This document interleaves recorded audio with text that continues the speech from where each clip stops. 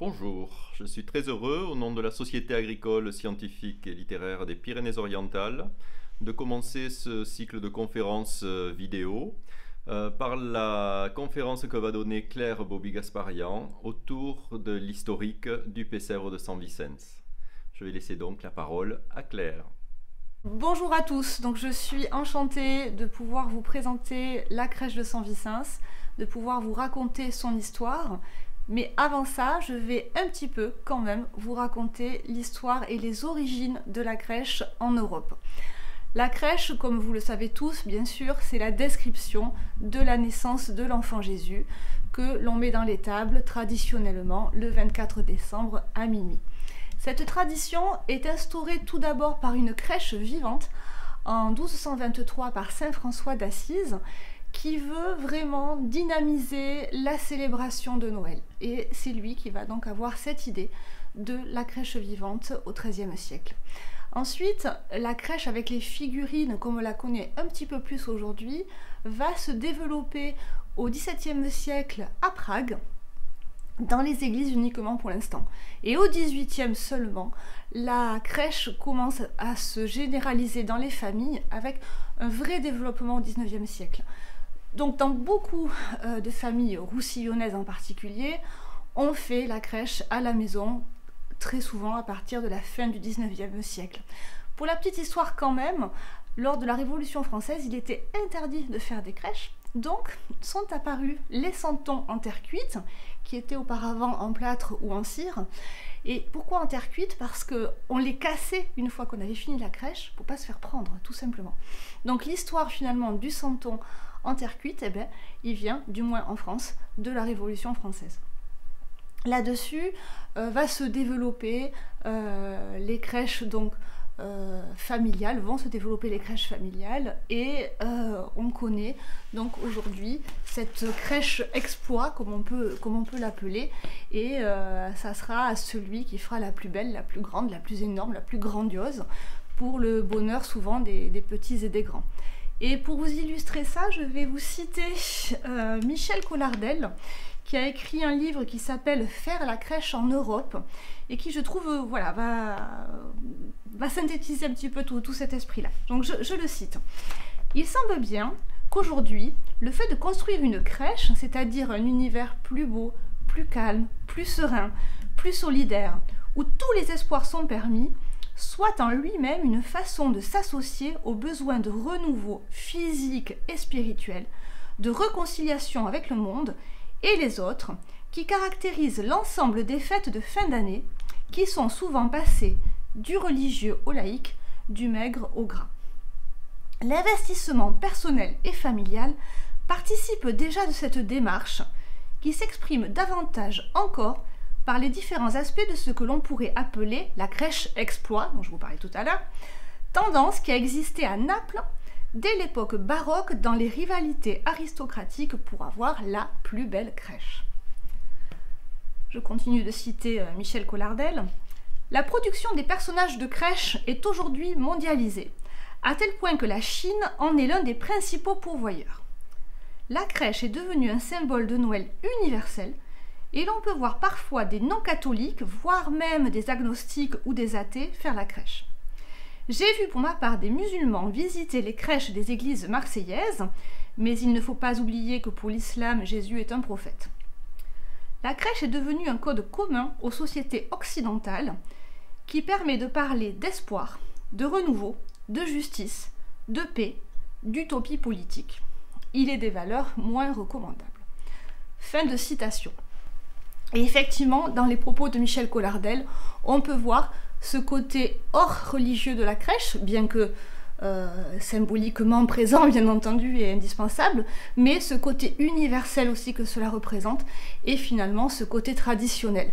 Je vais reprendre une phrase de mon grand-oncle Firmin Bobby de 1966 dans la Dépêche du Midi, qui disait « La crèche de San Vicens est plus qu'une tradition, c'est une coutume ». Et finalement, je trouve que les propos de Michel Collardel aussi synthétisent cette idée-là. Autour de la crèche, finalement, c'est l'histoire du rassemblement qu'il faut voir et peut-être pas forcément autre chose. Et donc cela va m'amener à vous parler, bien entendu, de la crèche de Saint-Vicence et du pourquoi de cette crèche. Donc Saint-Vicence a été créé en 1942 par mon grand-oncle Firmin Bobby. Et vous vous en doutez, c'est pas au tout début qu'on va faire des crèches, d'autant qu'on est en pleine Seconde Guerre mondiale, c'est pas tout à fait d'actualité. Mais dès 1949, Firmin voit que, ma foi, Saint-Vicence connaît un certain essor commercial, et pourquoi pas célébrer finalement cette réussite, ce succès, par une crèche à Noël, un peu peut-être dans l'idée des célébrations qui commencent déjà à se faire dans toute la France. Je ne vous parlerai pas des Galeries Lafayette à Paris, bien entendu. Il n'y a aucun rapport avec la crèche, mais ce côté Noël qui est très important et ce côté tradition qu'on va retrouver. Et donc, dès 1949, Firmin Bobby demande à des artistes de l'atelier de commencer à faire des crèches de Noël. Alors au tout début, je vous ai amené quelques exemples ici. On a quelque chose de moulé, donc on a une petite série de moutons qui est vraiment une œuvre collective de l'atelier, on ne peut pas forcément l'attribuer à quelqu'un, et on est sur un process, une logique de série, mais série qui finalement ne va pas s'avérer opportune. Et ce sont deux artistes qui vont vraiment développer la tradition de la crèche. Ces deux artistes, c'est Viusa et Gali. Viusa et Gali, donc c'était un couple. Viusa faisait la forme, le modelage, et Gali l'émaillage. Donc on a ici une porteuse de fruits qui représente vraiment le tout début de la crèche. Et par rapport aux santons d'aujourd'hui, on voit qu'elles sont quand même beaucoup plus grandes. Et finalement, avec un émail voilà, un peu difficile sur le visage et les mains. Et c'est ce qui amènera Conrad Paris par la suite à ne plus émailler les visages et les mains, mais on y viendra par la suite. Donc Viusa et Gali vont faire les santons pendant quelques années, et c'est avec eux que va commencer vraiment le paysage autour de la crèche. Firmin va reprendre le côté diorama des crèches d'Olot pour vraiment illustrer ces crèches de Noël. Mais les personnages sont trop grands, on le voit, pour faire des dioramas. Donc, c'est un autre artiste, celui que nous connaissons tous, qui va prendre le relais. Et cet artiste-là, c'est Conrad Paris. Et Conrad Paris, au tout début, il va faire des santons beaucoup plus petits que ceux qu'on connaît aujourd'hui. Donc, on va prendre Viusa, Gali et Paris. On est vraiment sur des échelles bien différentes. Et les santons de Paris sont beaucoup plus appropriés au diorama, qui vont marquer vraiment les débuts de la crèche de Saint-Vicence. Alors, on est sur un émail aussi, les visages et les mains sont émaillés, comme au tout début, donc chez Paris, et après, à partir des années 60-70, il ne les émaillera plus, comme on peut le voir aujourd'hui, et surtout, ils prendront une autre taille, ils sont beaucoup plus grands. Mais pour les dioramas, il fallait vraiment cette petite taille, c'était important. Petit aparté, on a une vierge ici, de Jeanne Fabregas, puisque finalement quasiment tous les artistes qui ont travaillé à Saint-Vicence ont travaillé sur une crèche ou sur la crèche. Quand je dis une crèche ou la crèche, c'est que il y a toujours eu la crèche principale et souvent, pas toujours, mais souvent, une ou plusieurs crèches secondaires. Donc au tout début, on revient sur 51 quand Conrad Paris commence à faire les premiers santons. Firmin commence à faire les premiers décors.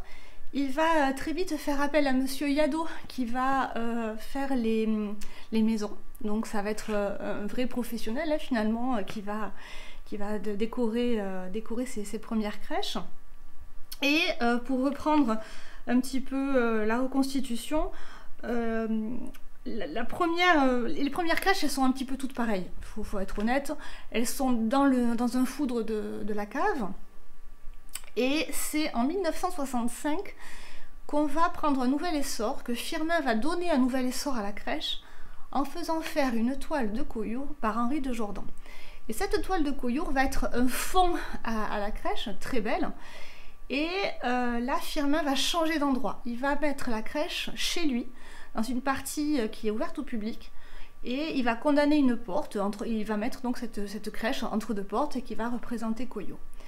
Et cette crèche de Collioure, finalement, va être ressortie assez souvent, puisqu'au tout début, on n'était pas du tout dans la même logique qu'aujourd'hui, où on changeait de décor chaque année. On restait vraiment sur un décor qu'on ressortait, entre guillemets, tous les ans. Et donc, à partir de 65, Collioure est vraiment ressorti souvent, à tel point qu'en 76, donc quand même 10 ans après, cette crèche de Collioure, avec la toile d'Henri de Jordan, avec les maisons de Monsieur Yadot, va illustrer la veillée de Noël de TF1.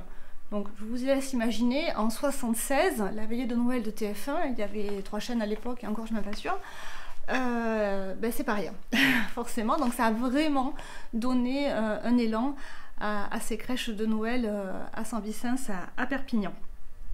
Ensuite, on va noter que beaucoup d'artistes, comme je vous disais tout à l'heure, ont participé vraiment à faire des crèches. Le premier à faire une crèche monumentale qui prenait toute l'estrade, ça a été Pierre Saint-Paul en 1954, qui avait fait une crèche avec des visages et des mains articulés sur des mannequins à taille réelle, à taille humaine. Donc on a cette crèche magnifique avec des draps pour faire...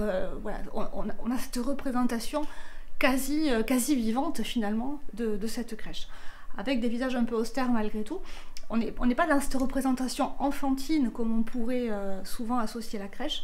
On est sur quelque chose d'un peu plus baroque, moderne, en 54. À partir de là, donc, comme je vous disais, vont s'enchaîner des crèches d'artistes. Et une année va être particulièrement marquante, ça va être 1979, pour 2 raisons. En 1979, mon grand-père et Firmin Bobby, donc mon grand-père Denis Bobby, vont prêter des santons de Conrad Paris à Dali, Salvador Dali, qui va faire une crèche de Noël dans une oreille. Alors l'oreille fait à peu près 1 mètre de long, de large, à l'aéroport d'Orly, qui vient d'être inauguré. Donc vous imaginez l'événement, hein, c'était vraiment colossal. Et quand mon grand-père, la petite anecdote, en février, va voir Dali pour récupérer les santons qu'ils avaient prêtés, bien entendu, Dali va lui répondre « On ne prête pas à Dali ». Bon, c'est comme ça, c'est la petite anecdote. Mais cette année 79 va aussi être marquée par une immense crèche qui aura été faite sur l'estrade également, avec là, pour le coup, 4 artistes de Saint-Vicence qui vont vraiment participer à faire quelque chose de monumental. On a Pierre Saint-Paul qui va y participer, Maria Louise, Jean-Paul Furasola et Geneviève de Sinarca. Ensemble, ils vont faire des très grandes plaques de lave qui vont représenter cette nativité et d'autres personnages qui vont vraiment faire quelque chose de très artistique. Encore une fois, on n'est pas du tout sur la représentation enfantine qu'on peut sous-entendre parfois avec la crèche. On est sur quelque chose de très artistique et de très très beau, bien entendu, qui avait eu beaucoup de succès à cette époque-là. 79, pour nous, c'est aussi une grande étape, puisque donc on passe sur une autre tradition dans la crèche. Et ça sera la première crèche où ma mère, Marie-Angèle Bobby, va commencer à prendre part avec Firmin Bobby. C'est vraiment Firmin qui va apprendre à ma mère comment faire les décors, comment faire la crèche. Et donc c'est très rapidement elle, pendant des années, qui va essentiellement faire les décors de la crèche, du moins la mise en scène. Et donc après cette année 79, on va commencer à rentrer sur ces crèches à thème qu'on connaît un petit peu plus aujourd'hui. Alors je vais peut-être pas toutes vous les citer, parce qu'il y en a quand même beaucoup depuis 1981, mais je vais vous citer les plus remarquables, notamment toutes celles qu'on va faire dans les années en 2. La tradition va commencer en 1982 pour les 50 ans de Saint-Vicence. L'année prochaine, ça sera une année en 2, ça sera les 80 ans de Saint-Vicence, et nous ne dérogerons pas à la règle, nous ferons la crèche Saint-Vicence, mais qu'on renouvelle bien entendu à chaque fois et qu'on agrémente à chaque fois. Et donc la première crèche Saint-Vicence, elle a été faite en 1982, non 92 pardon, je me trompe, 92, excuse-moi, les 50 ans c'était 92. Et je m'en souviens, nous avions demandé à René Calvé de refaire les façades de Saint-Vicence. Donc les façades dessinées par l'URSSA René Calvé, ça tombe bien, avait travaillé avec l'URSA et avait fait du LURSA, et donc il nous a refait, en miniature bien entendu, donc c'est un petit peu symbolisé, les deux façades de l'URSA, et que nous ressortirons donc l'année prochaine, et qui sont effectivement remarquables, parce que faire du LURSA en miniature, croyez-moi, c'est pas simple. Et sur ces mêmes années-là, on a commencé à demander à Conrad Paris de faire des santons particuliers en fonction du thème de la crèche. La crèche, comme on la sous-entend en Provence notamment, c'est bien entendu les métiers, c'est la vie de village. On connaît tous en Provence le ravi, le remouleur, je vous en passe et des meilleurs. Et donc nous sur Saint-Vicence, on va demander à Conrad Paris, bien entendu, de nous faire des santons en fonction des thèmes du pays catalan. Donc ça va être les vendangeurs, ça va être les pêcheurs, les sardanes, la coble, etc. Ça, ce sont les thèmes récurrents. Et chaque année, en fonction du thème, eh bien, on va lui demander des personnages un petit peu différents. Et ces personnages-là, c'est mes parents, encore une fois, à la fin des années 70, qui vont commencer à les garder. Et heureusement, parce que sinon, aujourd'hui, on ne pourrait plus vous présenter de crèche comme celle qui est derrière moi. Donc vraiment, à partir de 92, c'est ça qui va rentrer en place. Et les premiers santons que Conrad Paris, entre autres, va personnaliser, ça va être vraiment ceux de Saint-Vicence. Avec, bien entendu, Firmin Bobby, le premier, qui est en train de faire un bouquet de fleurs. Nous retrouvons aussi le santon de Eugène Fabregas, qui était le potier. Les santons de Daniel et Françoise, qui étaient ceux qui émaillaient les décorateurs, on appelle ça décorateurs sur céramique à l'époque. Et donc on va vraiment commencer cette tradition de faire des personnages réels.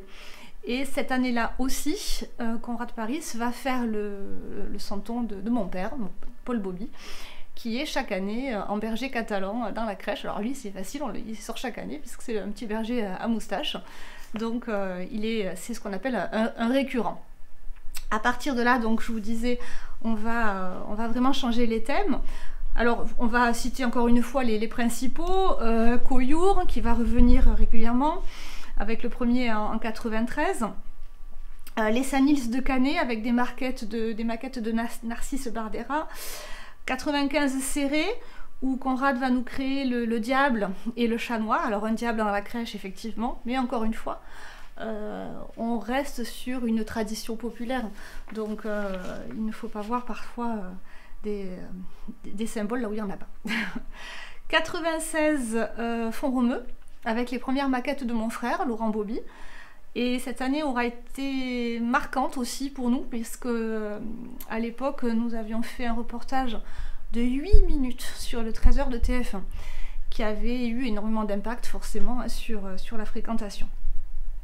Ensuite, nous avions fait donc une crèche sur le mariage, et en 98, c'est là où c'est moi qui vais rentrer un petit peu en scène, où je vais faire mes premières maquettes, et sur une crèche qui s'appelait Les Métiers. Donc j'avais fait des maisons qui représentaient les métiers, entre autres l'apothicaire, l'estaminet, etc. Et c'est vraiment à ce moment-là que j'ai commencé à prendre part à la crèche, avec ma mère bien entendu, et aujourd'hui on est toujours toutes les deux à faire la mise en scène. Et donc pour continuer les crèches les plus marquantes, le passage en l'an 2000, où on a fait une rétrospective des 10 dernières années. Donc sur une même crèche, on avait mis Font-Romeu en haut, Coyour en bas, les vendanges, enfin on avait fait un vrai condensé. Et cette même année-là, nous avions demandé à Conrad Paris une crèche un petit peu particulière, et il nous avait fait une crèche blanche et or, qui était magnifique, et que nous avons toujours, et qui était vraiment différente de celle qui est derrière moi. C'était vraiment juste la nativité et des anges. C'était très très beau. Et on peut la voir sur les visites guidées le reste de l'année à Saint-Vicence. Voilà, donc ça c'était le passage à l'an 2000. Après justement, 2000 a été un peu une année sans, parce que on est des êtres humains qui faisons la crèche. Et il y a des années sans. Il y a des années où malheureusement la maladie peut être là, ou autre chose, ou des soucis personnels. Et une année 2000, c'était une année où nous avions fait la crèche. Mais soyons honnêtes, elle n'était pas exceptionnelle. On avait fait, on avait fait le sous-bois, et voilà, on ne peut pas toujours être au maximum, hein. C'est ça aussi qui fait peut-être que la beauté de la crèche, et Et non, on se lasse pas d'entendre ça nous plaît pas, non ça nous plaît pas, ça nous plaît moins. Voilà, on a besoin quand même de se dire que ça vous plaît. Ou pas, pour effectivement par contre s'améliorer. Mais c'est aussi important de le savoir pour nous. Donc 2001, nous avions fait Au Pool. Conrad Paris avait créé pour l'occasion des chasseurs. 2002, de nouveau sans Vicence. 2003, la crèche avait été sur le thème de Font-Romeu, et c'est là où Conrad Paris a représenté le santon de ma mère enfant, qui portait la Vierge de Font-Romeu. Et elle est dans la crèche de cette année, c'est la petite fille brune, puisqu'effectivement, ma mère enfant a beaucoup porté la Vierge de Font-Romeu, puisqu'elle y passait ses étés. En 2004, nous avions refait Collioure, et là c'est mon mari qui est rentré en scène, Gilles Gasparian, qui a commencé à faire la première maquette d'une des maisons de Collioure. Et pareil, il est rentré dans une démarche où il a commencé à m'aider sur certaines maquettes. Alors il m'aide pas chaque année, mais les années où il peut, il m'aide. Et notamment en 2006, avec une de ses plus belles maquettes, qui est le Grand Hôtel de Font-Romeu, qui est assez monumental et assez beau, mais qui va être surpassé un petit peu plus tard, en 2015 exactement, mais on y viendra un peu après. En 2007, nous avions fait le Castillet, donc c'était la première fois aussi qu'on avait fait le Castillet, et là, Conrad Paris avait créé les santons du régiment Royal Roussillon. Ils sont magnifiques. Ils sont avec leur bel habit bleu et les boutons d'or. C'est une petite merveille, ces santons. En 2008, c'était une année un peu sans aussi, hein, pour des raisons personnelles. Mais on avait quand même demandé à Conrad, de faire des santons sur le rugby. Et il nous avait fait toute une équipe donc de l'ASP à l'époque, 15 joueurs. Et que nous avions mis en scène à l'aide d'un ancien international de rugby qui était René Monnier et son frère Francis, qui nous avait aidés donc, pour faire la bonne disposition du terrain. Et puis ensuite, donc 2009, une des plus grandes crèches qu'on ait faites en volume de maquettes, c'était Saint-Martin du Canigou. Et puis ensuite, en 2011, en 2011, on a déménagé. Parce que oui, dans les années 80, on faisait la crèche effectivement à la cave. Mais pour faire la crèche à la cave, nous n'avions que 5 jours. Donc 5 jours, sachant qu'il y avait un jour pour enlever tout ce qu'il fallait enlever, apporter tout le matériel, etc. C'était très très juste, et on arrivait souvent à devoir bâcler certains décors, et c'était devenu trop compliqué. C'est pour ça qu'en 2011, on a amené la crèche dans le local que vous connaissez aujourd'hui, et elle a exactement la même taille. C'est-à-dire que nous avons exactement les mêmes échafaudages, nous avons exactement les mêmes planches pour travailler. Et donc beaucoup ont dit au début « Ah, mais elle est plus petite, etc. » Peut-être que le côté emmuré, entre guillemets, pourrait la rendre plus petite, mais elle a exactement la même taille, voire même un peu plus grande. Donc ça, c'est 2011, quand on a déménagé ici, avec en premier, finalement, toujours la crèche un petit peu qui plaît à tout le monde et qui a une valeur sûre, Collioure. Hein. Voilà, donc on a amené Collioure en 2011. 2012, les 70 ans de San Vicence. 2013, malheureusement, est marqué par le décès de Conrad Paris. Les derniers santons qu'il nous avait fait, c'était le rugby, hein, de 2008. Et avec le décès de Conrad, forcément, c'est une page qui se tourne. Mais encore une fois, avec ma mère, on continue de faire les santons, enfin pas les santons du coup, non, pardon, les décors et les mises en scène.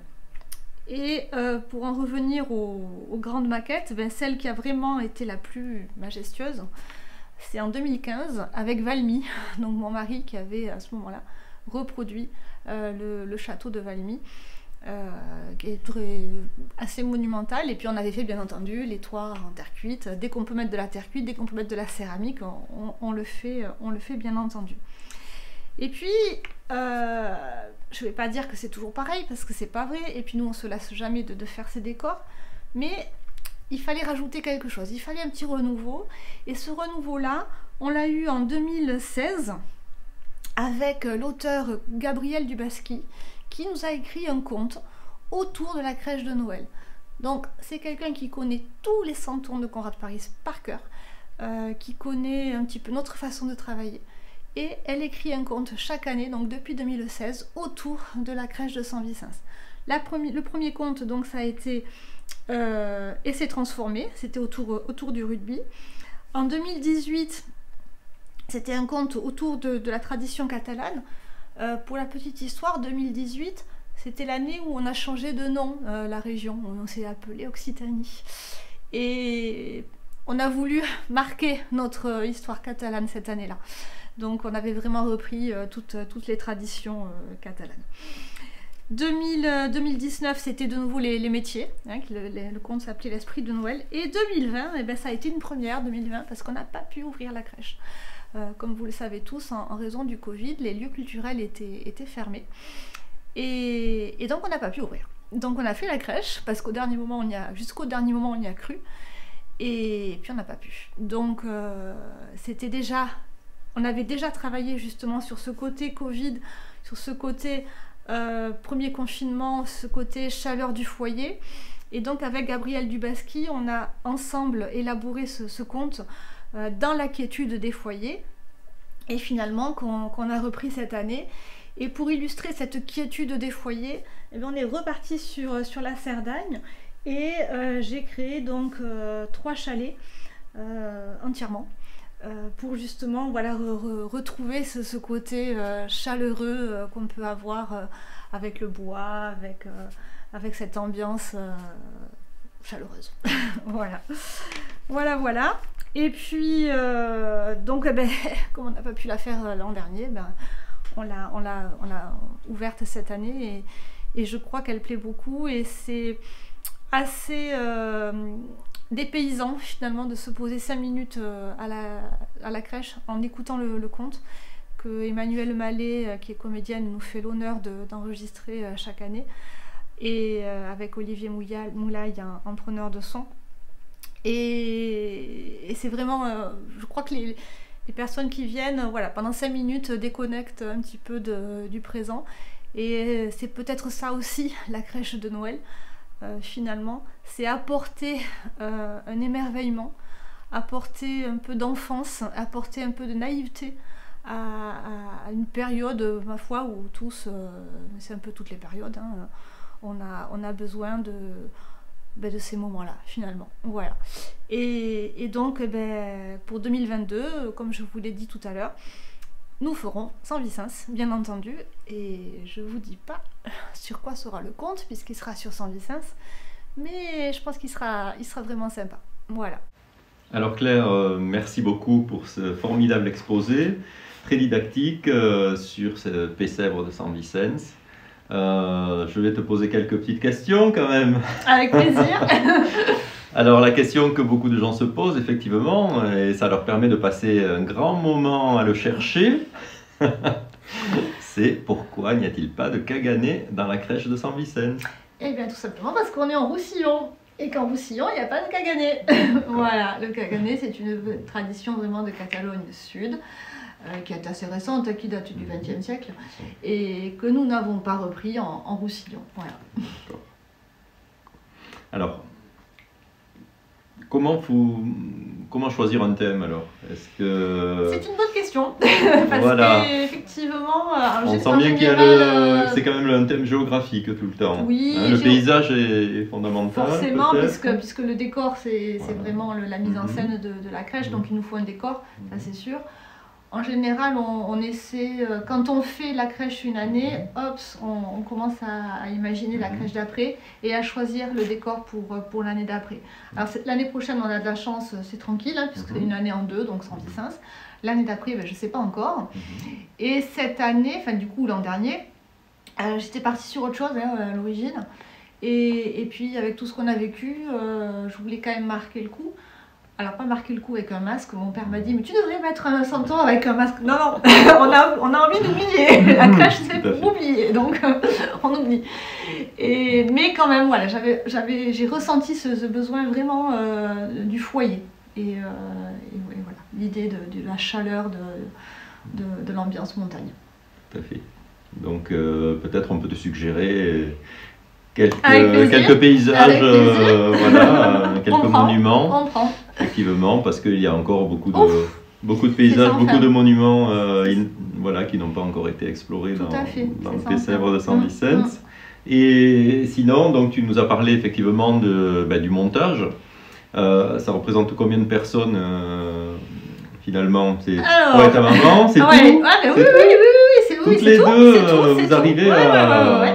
Alors il y a juste Bon. de temps en temps mon père et l'ouvrier qui nous aident pour porter un peu quelques pierres et 2-3 planches, mais même pas, enfin, de moins en moins globalement. Bon, il y a des madriers que je peux pas porter toute seule bien sûr, mais quand je peux je le fais et donc non globalement on fait tout tous les deux.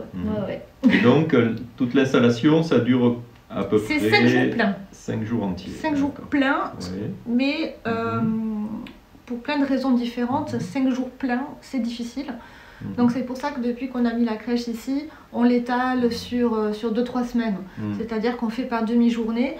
Aussi parce qu'au bout d'un moment, soyons honnêtes, au bout de 3-4 heures de décor, de fatigue, on voit plus et on n'y arrive pas. Donc ça nous faisait bâcler des fois certains décors. Et qu'on peut mieux travailler aujourd'hui en prenant un peu plus de recul, un peu plus de temps. Et alors, vous travaillez avec un schéma, avec... tous les santons sont dans des cartons, dans des papiers bulles, c'est exactement ça, donc chaque année... Comment vous y retrouvez? Alors chaque Explique-nous année... combien il y a de santons finalement conservés de Conrad Paris dans votre collection à San Vicens? On n'a jamais compté exactement, mais en tout on a a priori entre 400 et 500 santons, a priori. Et on en sort une centaine chaque année en fonction du thème. Et donc effectivement les santons sont rangés après dans des cartons avec du papier bulle, tout à fait. Il n'y en a pas beaucoup par carton pour éviter de les abîmer bien entendu. Et avant de faire la crèche, quand on a choisi le thème, avec maman, toutes les deux, toujours pareil, on prend les cartons, on les ouvre, on regarde tous les santons, parce qu'on les classe, puis après on oublie. Donc on les regarde vraiment tous, on prend pas, on sait pas, peut-être, voilà. Et à la fin, on a notre série de santons. On se cale aussi beaucoup maintenant avec le conte de Gabriel Dubasky, puisqu'il faut être raccord avec l'histoire, bien entendu. Donc il y a des santons auxquels on n'aurait pas forcément pensé à l'origine, et puis finalement, ben oui, tiens, il est dans le conte, on va le sortir, etc. Est-ce que vous avez un ours? Et non. Mais il y a un ours de San Vicens du début des années 40, donc on pourrait le sortir. Pour la fête de l'ours. Ouais, pourquoi pas. Et est-ce que forcément donc les santons étaient là aussi pour être vendus? Donc vous avez conservé une petite partie finalement de ce patrimoine qui maintenant est un peu partout dans les familles du Roussillon et ailleurs, très certainement, dispersées. Est-ce qu'il y a d'autres crèches made in San Vicens? Est-ce que tu en connais d'autres ailleurs qu'on puisse soit visiter chaque année, soit elles sont, tu le sais, mais on ne les voit pas parce qu'elles sont dans les familles privées. La veuve de Conrad Ida, bien entendu, fait une crèche chaque année à l'église de Céré, qui est remarquable, qui est très très belle. Après, il y a quelques familles que je ne citerai pas, qui sont des collectionneuses. Donc il y a 2-3 familles qui ont de très belles collections de santons de Conrad Paris. Et à ma connaissance, c'est tout. Il y a quelques collectionneurs quand même. Il y a 2-3 collectionneurs là, qui sortent du lot sur Perpignan. Et la ville de Perpignan n'a pas une crèche ou des santons? Pas que je sache, de Conrad Paris, non. Il me semble en avoir vu peut-être à la maison de la Catalanité, donc qui doivent appartenir au département. Alors plutôt au département, peut-être plutôt au département, c'est possible. Qui sont mis en valeur. Mais que je ne connais pas particulièrement, donc j'en sais pas plus. Donc voilà, il y a encore du matière à rechercher, tout ça. Donc là... Un santon de Conrad Paris, il doit faire combien de centimètres alors pour être reconnaissable? Dans la crèche, tu as vu une moyenne, au tout début, c'est quoi, 12 cm? Voilà, 12 cm. Aujourd'hui, on est entre 20 et 22 cm à peu près. D'accord, donc ils ont pris, ils ont pris un peu. Ils ont mangé de la soupe. Ils ont pas pris un tour de taille. Donc c'est effectivement, tout est en terre cuite. En terre cuite, généralement donc ils sont signés. Et il y a aussi le SEV de l'époque que vous voyez, donc, qui signifie San Vicens, qui est la ça, marque c'est de ça. la fabrique. En C'est fait. ça. Donc la marque de l'artiste et la marque de la fabrique. C'est ça. Et là on voit bien aussi le côté justement verni, Émaillé. Voilà, pardon, émaillé des visages, donc qui n'apparaîtra plus effectivement, qui est un choix artistique et justement pour donner peut-être plus de...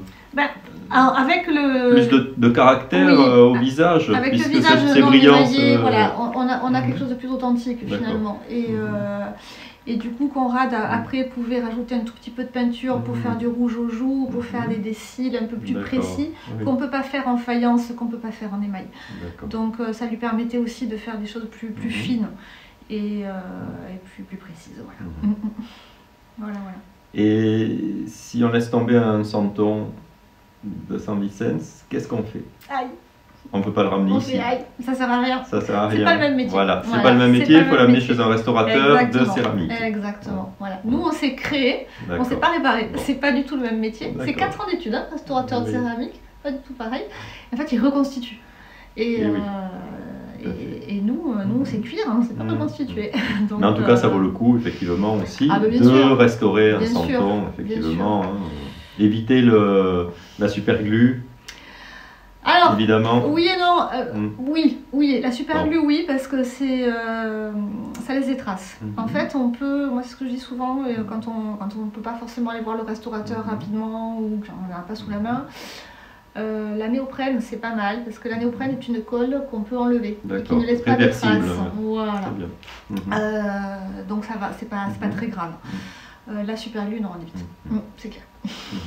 Voilà. Et peut-être une dernière question. Donc c'est une crèche catalane, roussillonnaise. Est-ce que donc il y a des liens avec la Catalogne Sud? Est-ce qu'il y a des liens aussi avec d'autres santonniers? Est-ce que ce serait pas quelque chose justement à vous mettre en réseau? Alors aujourd'hui c'est pas le cas, mais effectivement pourquoi pas? Nous on demande que ça, et ce qui serait fabuleux c'est de trouver un jour un nouveau santonnier qui crée quelque chose de totalement différent. L'idée est bien sûr de laisser à Conrad sa place et éventuellement créer autre chose avec quelqu'un d'autre, comme ça s'est fait dans les années 70 avec des crèches encore une fois totalement différentes, mais plus artistiques peut-être, pourquoi pas. Voilà, rien n'est fermé. Très bien. Voilà. Donc merci à tous voilà, d'avoir participé vous aussi grâce à la vidéo à cette conférence de Claire Bobby-Gasparian et la Société agricole scientifique et littéraire des Pyrénées-Orientales. Donc vous donne rendez-vous pour de prochaines activités. Merci. Au revoir à tous.